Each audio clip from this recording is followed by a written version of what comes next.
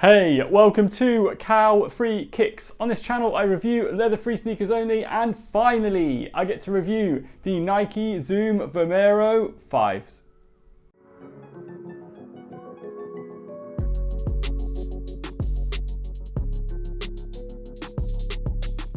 I don't know why it's taken me so long to get this review off the ground, but finally I've got a pair of Nike Zoom Vomero 5s in hand and I can't wait to bring the review to you. And as always, I will be looking into 5 different categories when I review this pair of sneakers, and they are looks, comfort, weight, breathability and price. And then at the end of the video I will give these Nike Zoom Vomero 5s an overall rating out of 5 stars. If you do like what you see as you're going along, as always, please do not forget to click the little thumbs up like button below on your device. And whilst you're down there, and if you have not done so already, please show a little bit of extra support by subscribing to the channel. So let's start the review as we always do by checking them out on feet.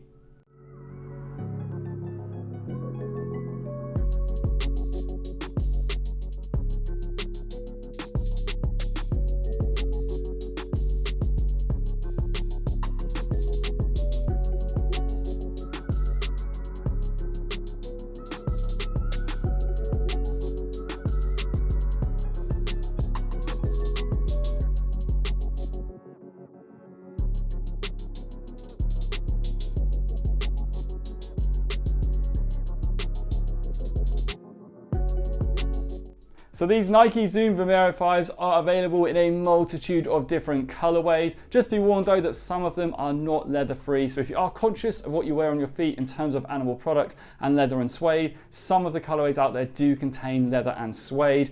Unfortunately, I can't go through all of them because that would just take too long, but I know for a fact that this olive and volt green colorway has synthetic leather and synthetic suede detailing on the upper, but some of the others out there do not. So like I said, just a word of warning if you are conscious of what you wear on your feet. Now let's talk more about this olive and volt green colorway. For me, it's one of the better ones out there just because I'm a huge fan of volt green and I love the hit of color that gives any shoe that it comes with. But I think it works really well with the different olive hues that you get on top of this upper as well. Now you've got this synthetic leather and suede detailing that runs throughout the upper of the sneaker. All of that sits on top of a nice soft textile, and then you've got this webbing as well and this honeycomb cut that you get around the toe box to fill in the areas where there is none of this synthetic suede or leather detailing. And as you move towards the middle of the foot where you've got the swoosh detailing in this reflective synthetic material, you've also got some TPU, which creates kind of a support cage for the middle of your foot, which we'll talk more about in the comfort section. One of the things I really love about this sneaker is that on the outside of your foot you've got this volt green hit with the swoosh, but as you move towards the inside it's more of a muted light olive color, and I really like the fact that you get that color contrast with this sneaker from the inside to the outside of your foot. Now, as you move towards the rear of the sneaker, you've got more of these exaggerated ventilation holes with this plastic heel cup, and you get a little bit more Nike branding with this little Nike swoosh. Nice and subtle. Then as you move towards the tongue and the lace loops, you've got the laces here in this volt green, which I really like. Again, a slightly more muted volt green when you move towards the tongue, and you get this old retro Nike branding at the top, which I really like. As you move towards the inside of the shoe, you've got more of this volt green with the insole. It is part of the Bowerman series for Nike, which you can see there in the insole. And you've got more of this thick padding. And I really like, if you look up close, the heat sink detailing on the inside of the sneaker with these little impressions and these little squares and triangles that you get on the inside of the shoe. I just think it's another great look. All of that sits on top of this incredibly well cushioned Zoom midsole. And then as you move towards the outsole of the sneaker, you've got these retro waffle cutaways with this black rubberized outsole. You've also got a very small amount of plastic just here that sits on the arch of your foot, just for a little bit of extra support with these sneakers. But overall, I think looks wise, they're an absolutely great shoe, because I do think they're a nod towards the 90s and 2000s run aesthetic, which for me, if you've seen my videos before, you'll know I absolutely love. Now let's talk more about their comfort, where I want to put this Zoom cushioned midsole to the test on my back doorstep.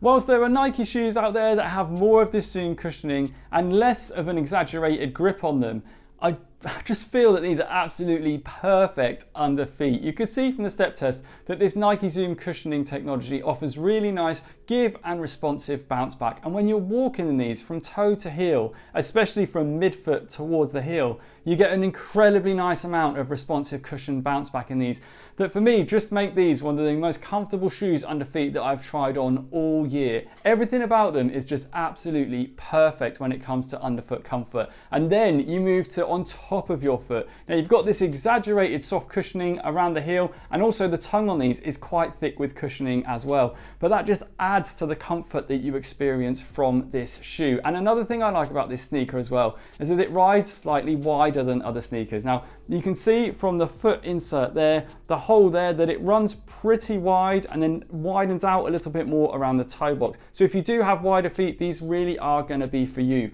My feet are slightly wider than average, but a perfect length UK size 10, and I found these fit me absolutely spot on. And if you do have a little bit more extra room when it comes to the middle of your foot, it does have this TPU system on both sides of the shoe that pulls in when you do the laces up and adds extra support and comfort to the middle of your foot. And I found I do have quite narrow feet in that part of my foot, but I'm quite wide in the toe box, and just that extra pull in there when I did the laces up was absolutely spot on again. So I really can't credit these enough with how perfect they are comfort wise. Now I want to move on to their weight, where I'm going to pop them on the scales.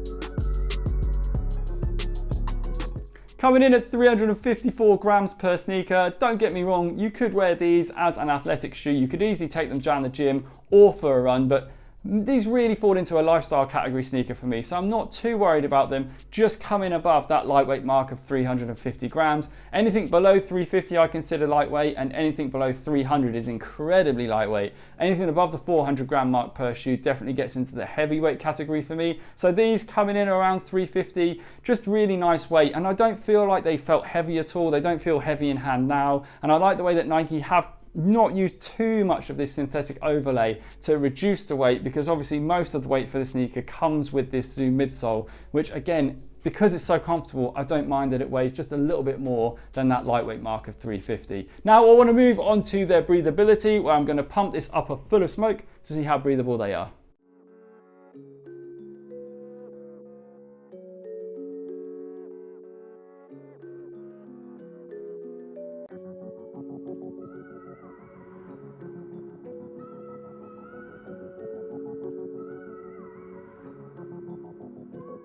A really nice result in the breathability test. You can see that the smoke escaped from all areas where you've got this exposed kind of web fabric here, really nicely, really quickly, and in large amounts. Unfortunately, the middle of the shoe, even though you could see some of the smoke escape from these very small gaps in between these TPU lines here, it's not a large amount that's going to escape from the middle of your foot. And Nike have said that these ventilation holes here will aid breathability towards the rear of the sneaker, but because they're covered with such heavyweight cushioning, I don't think they're going to add too much breathability.